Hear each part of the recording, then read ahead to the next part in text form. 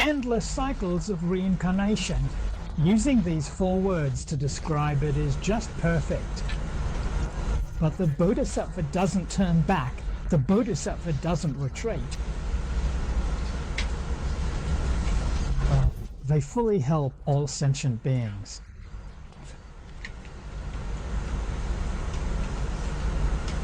Therefore, the Buddha went on to say, such a Bodhisattva, in the Jambudvipa of the Saho world, teaches and transforms people by using thousands of expedient means without moving.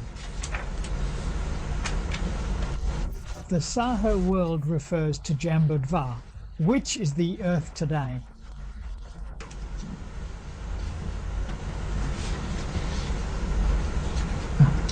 The sentient beings on our earth are indeed truly countless.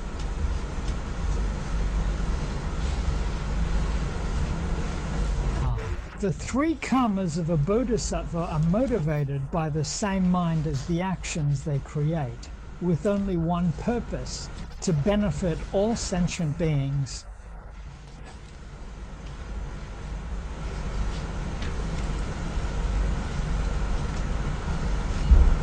The Buddha often says this in all the sutras.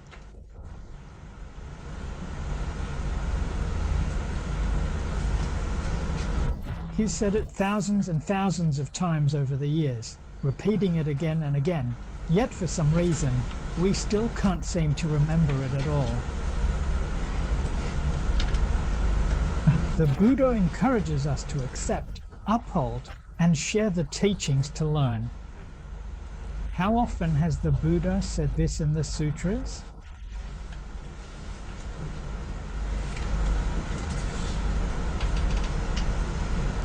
He really speaks these words with sincerity. To accept and uphold means that the principles, methods, and states the Buddha talks about in the sutras, we need to accept them.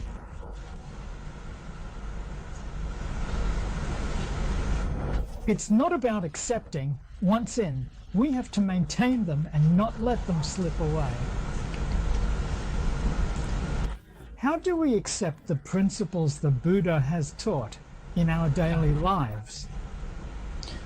We turn them into our own thoughts and states in daily life. Once we've accepted them, our thoughts and views are the same as what's taught in the sutras. Absolutely no contradiction. We accept the Buddha's theories and ideas. The methods the Buddha teaches in the sutras gradually become part of our daily actions. We actually put them into practice in our lives.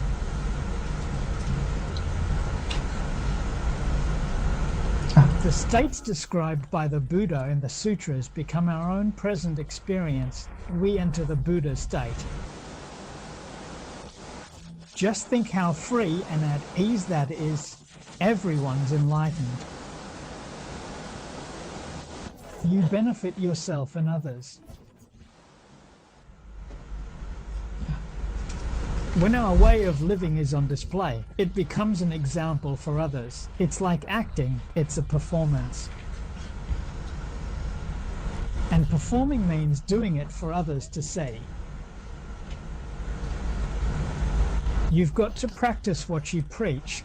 Do it so others can see, after all. You truly become a truly remarkable role model for society, an example for everyone. So, over the past year, wherever we've gone to give talks and spread the teachings, we've had an overarching theme: be a teacher through learning, set an example through conduct. We use these 8 characters as our main theme. People won't see us superstitious. So we don't get the wrong idea that we are doing religion.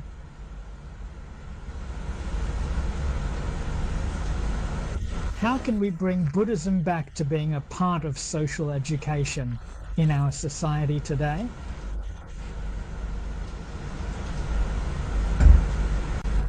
The dedicated fourfold assembly of disciples is actually a team for social education. Only then can the Dharma truly benefit all sentient beings. So, how should we put this? People of different religious beliefs also come to learn Buddhism. People from different cultures and ethnicities also enjoy learning Buddhism, and that's how the Dharma can benefit all sentient beings. If we say that Buddhism is just a religion, then other religions wouldn't be able to accept or embrace it. Buddhism is social education. We have broken through the religious boundaries. Any religious believer can learn Buddhism and become a disciple of Buddha. It does not violate the religion he believes in.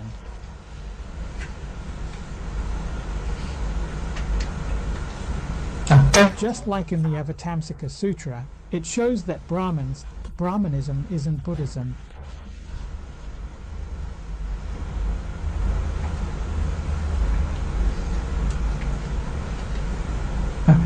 Other heterodox paths, like the Taishi sect and other religions, they are not Buddhism either. They are bodhisattvas. Bodhisattvas appear in those professions. They save and guide beings of that particular group. We need to understand this principle. So when we see Christians, we praise them. When we meet a pastor, we respectfully address them as Pastor Bodhisattva. And for Islam, we respectfully address the Imam as Imam Bodhisattva. They are all bodhisattvas. If they ask me, why do you call me a bodhisattva? A bodhisattva is someone who is wise and enlightened. Aren't you wise? Aren't you enlightened? If you know it, then you are a bodhisattva.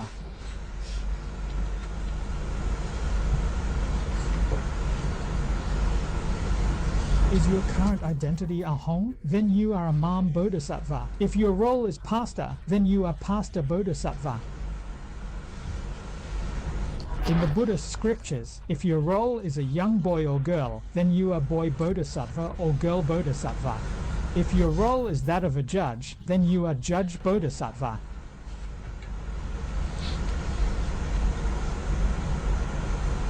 Anyone who is wise and enlightened is called a bodhisattva. A bodhisattva isn't just a clay or wooden statue in a temple. That's just a symbol. A bodhisattva is alive, not dead. If everyone became a bodhisattva, the world would be peaceful and disasters would be resolved. So, the ultimate and perfect social education that the Buddha taught, if it could be implemented in this world, its ultimate goal would be for all beings to become sages. That's the aim.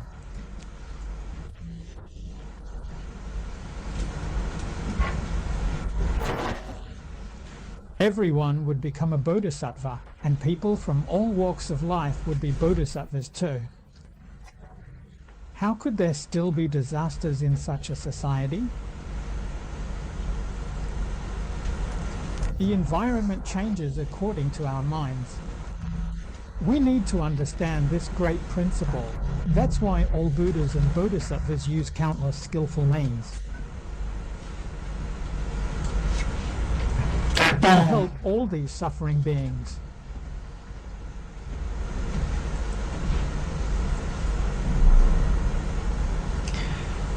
We need to know how to teach according to circumstances. You see, in the great sutras, it said that these bodhisattvas, Buddhas and Bodhisattvas will appear in whatever form is needed to help you achieve liberation.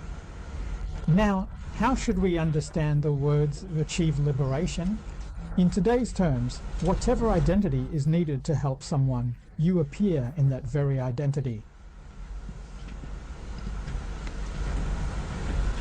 This is just about helping others. You should teach them whichever Dharma method is appropriate for them. So, observing the situation is really important. The ancient Chinese, as mentioned in the Book of Changes, would observe the patterns in the heavens to understand changes in the times. What's astronomy?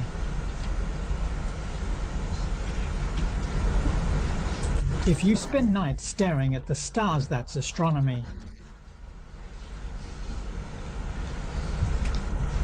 The words of the sages are infinitely profound and broad. Some people, out of ignorance, think observing the heavens is just about looking at the sky. They just check if the position of a star has changed or not.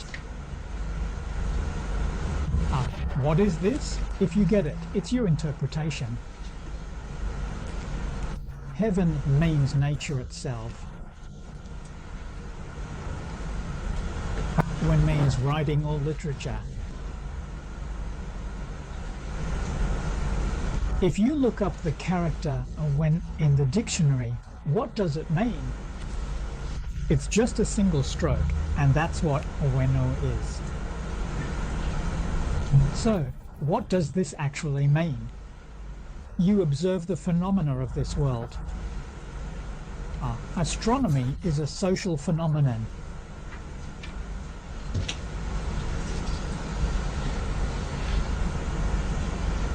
By looking at social phenomena, you can see what changes are happening in the world.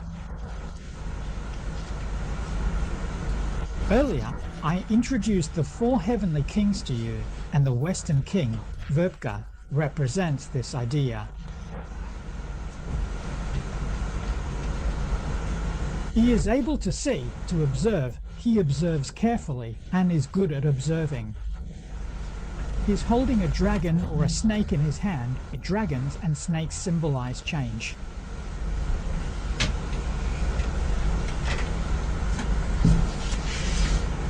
In this hand he's holding a pig, standing for principle of constancy, unchanging. If you grasp unchanging principles, you can handle life situations.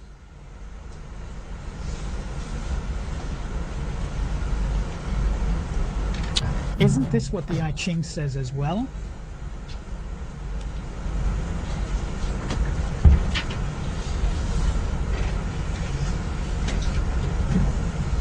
Let's look back for a moment.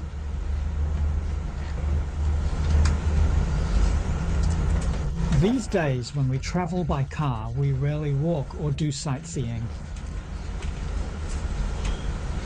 When you're driving along the road, what sorts of things do you notice? Look at the advertisements these days. Check out the designs painted on cars and public buses. Look at the clothes young people are wearing. This is astronomy. We understand. No Buddha said this is Sutra. As it said in the commentaries, false teachers are as numerous as the sands of the Ganges. That's what false teachers are. They let people in this world come into contact with all sorts of demonic and ghostly influences through their senses. So what kind of life are they living? They're living the life of demons and ghosts. When a Bodhisattva sees this happening, a clear and awakened mind arises. And then they save them. That's why we make these t-shirts for you to wear, with Amitabha Buddha printed on them, or the names of various Buddhas and Bodhisattvas, and phrases like be grateful and repay kindness. A number is small, their number is too large.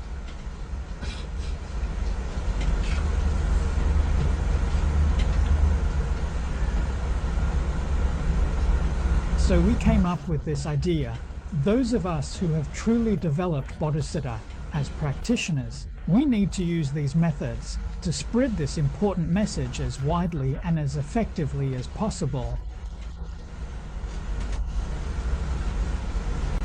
When we hand out clothes and luggage, Buddhas and Bodhisattvas are everywhere. Isn't that wonderful? Good said that those who are well known, in fact, do not want to listen, and those who know you personally do not want to acknowledge it.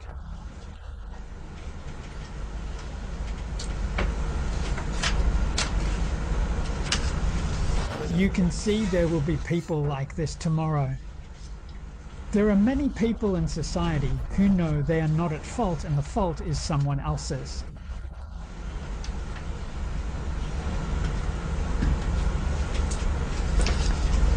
They don't understand their destiny or even know themselves. So teaching Buddhism. What does Buddhism actually teach? It's about the true nature of the universe and human life. The universe is the environment we live in, and human life is just like that. The teachings of Buddhism are nothing else but to help you truly know yourself, understand yourself, and become clear about the environment you live in. If you see this truth, you're a Bodhisattva. You're a Buddha, you know it. Bodhisattva is understanding. In the past, Master Tanshu often said this as well.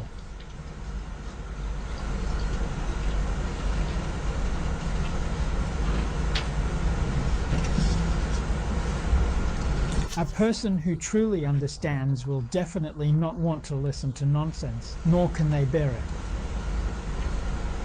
Only then can they truly open their hearts to accept the Buddha's teachings, embracing them with joy and understanding, and happily follow these teachings in their daily practice.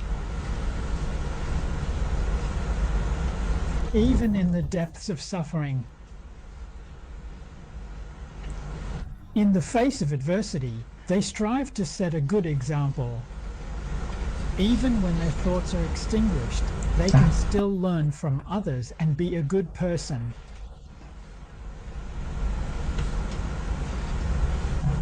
They can see where the problems lie in ordinary society.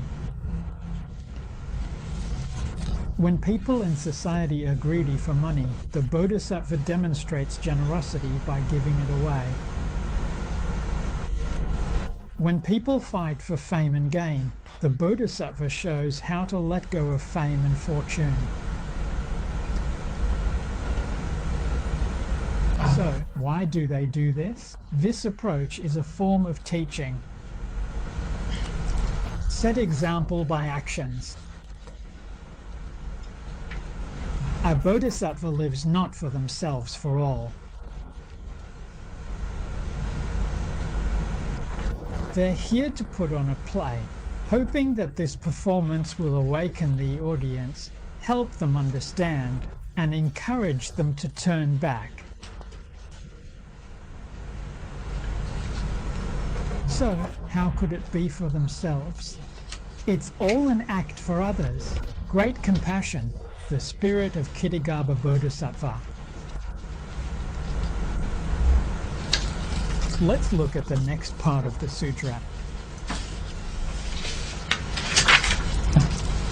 The four heavenly kings here, the Buddha calls them by name, and what follows is a very important teaching. Calling them by name is to remind them. If Kitigaba Bodhisattva encounters someone who is about to be reborn, he'll speak about the consequences of a short life. Let us give a few examples below. We should learn from Kitigaba Bodhisattva's skillful means of teaching sentient beings.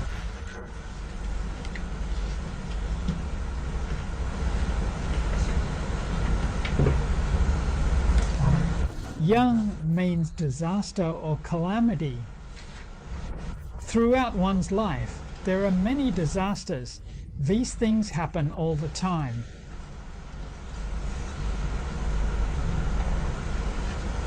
For 4 lifetimes, things haven't gone well. This is the retribution for illness, suffering, and a short life. And what's the reason for this? Killing is too heavy a karma.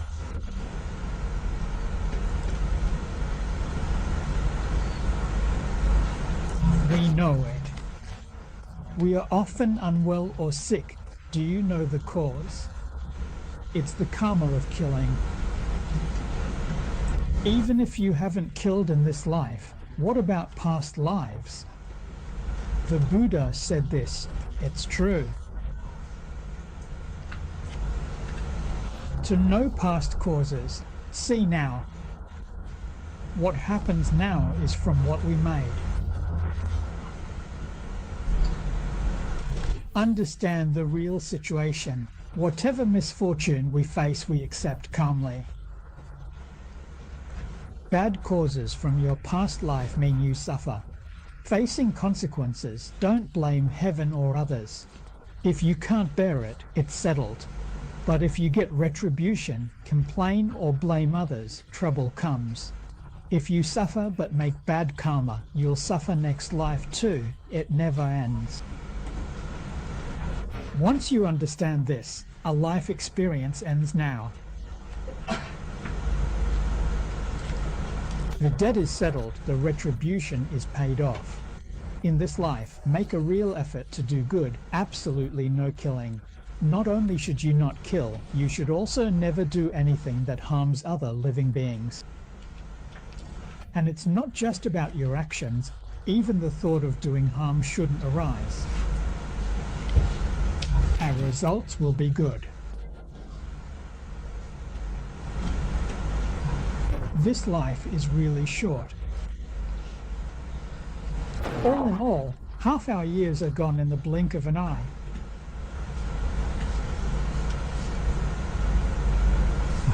Time flies by so quickly, so in this lifetime, we absolutely must not kill. When we see people who are receiving the consequences of their actions in this world, we know that if we want to know the consequences in the next life, we should suffer the consequences in this life. All our thoughts and actions in this life will determine the consequences in the next life. Our actions come true without error. If someone steals, they'll face the consequences of poverty and hardship.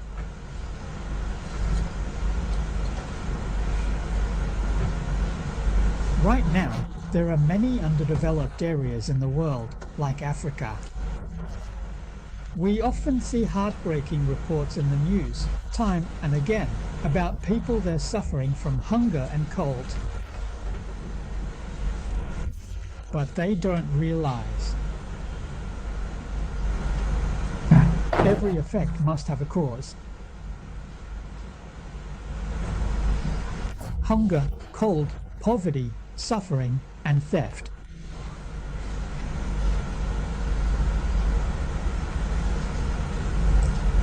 The scope of stealing is actually very broad. In Buddhism, it's defined as taking anything that isn't given to you, even if it doesn't have a clear owner. If you take it without permission, that's considered stealing. And there are many ways of stealing. Some people don't take things willingly, but are forced to do so, maybe because you have power or authority, and they have no choice but to flatter you or curry favor. That's still considered stealing.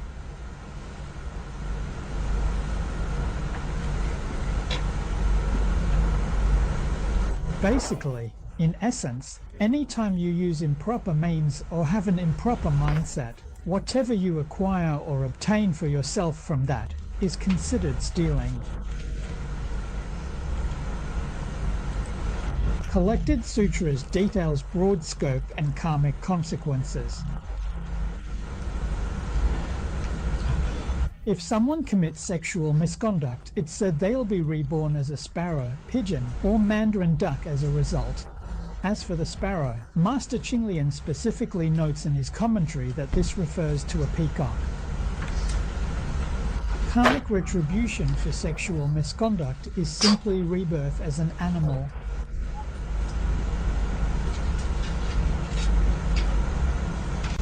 Do you want to end up in the animal realm? If you don't want to go to the animal realm, you absolutely must not plant this kind of cause. Therefore, the first time a bodhisattva opens his mouth, it is a bad karma.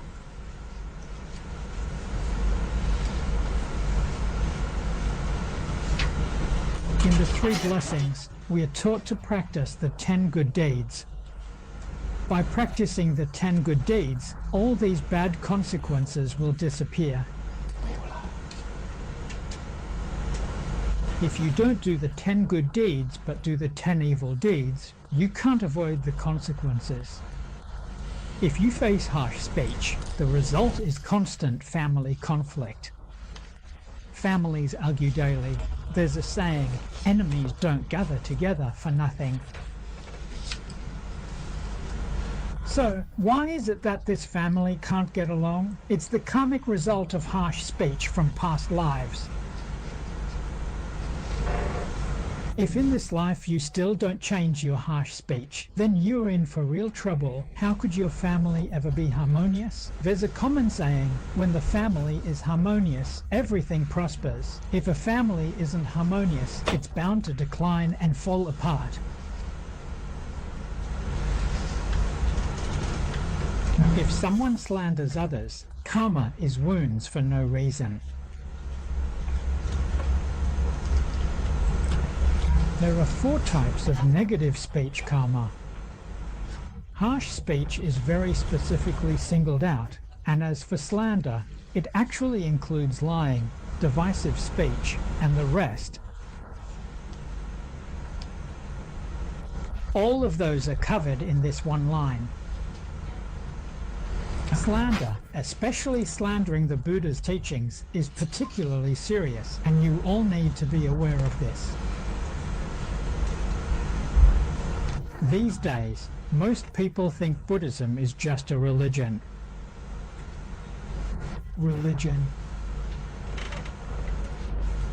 Among all religions, Buddhism is considered the most superstitious and the lowest of the lot. Why is that? Advanced religions have only one God. Buddhism is seen as polytheistic or pantheistic, worshipping all sorts of things. What does that make it? A lower form of religion. No one looks up to it. So, Buddhism ends up being slandered by the wider public, and the negative karma from this slander is immense. Then can we blame him for this kind of slander? No, we can't. We should blame ourselves. We haven't explained things clearly enough. We haven't made it understandable, which has led to these misunderstandings. Whenever we meet people who slander Buddhism, we should self-reflect, not blame them. He really hasn't figured it out. He doesn't truly understand the real truth, so we bear some responsibility for that. But even so, his slander will inevitably have consequences. So, we should help him to repent, help him to understand Buddhism, and to recognize the Mahayana teachings. For example, as recorded in history, Bodhisattva Vasubandhu at first studied the Hinayana teachings and spoke against the Mahayana. Later, his elder brother, Bodhisattva Asanga, patiently and thoroughly explained things to him, and once he understood, he wholeheartedly repented and even vowed to cut out his own tongue. But his brother said, "There's no need for that.